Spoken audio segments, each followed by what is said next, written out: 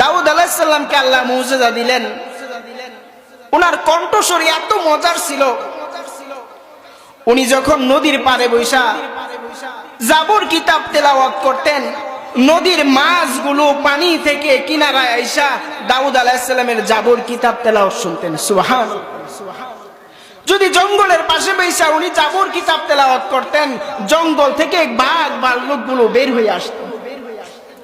যদি আসমানের নিচে বৈশা উনি জাবর কিতাব তেলাওয়াত করতেন, আসমানের উপর দিয়া যদি পাখিগুলো উড়াচড়া করত, সেই পাখিগুলো স্থির হয়ে জাবর কিতাব তেলাওয়াত শুনত।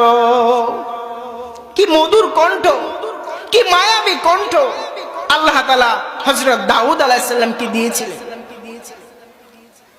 ওনাকে আরেকটা মুজিজা দিয়েছিলেন, সেটা হচ্ছে উনি লোহাকে গলিয়ে ফেলতেন।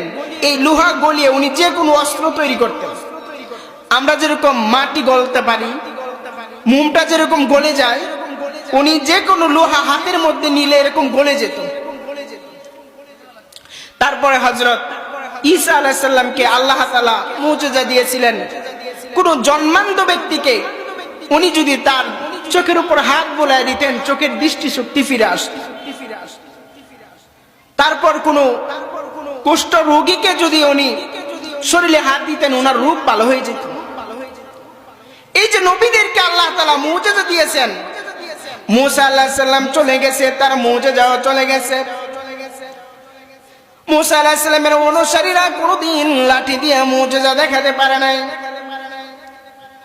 দাউদ আলাইহিস সালাম চলে গেছে, আজও পর্যন্ত ওনার কোন অনুসারীরা কোন লোহাকে গলাতে পারে নাই নিজের হাত দিয়া।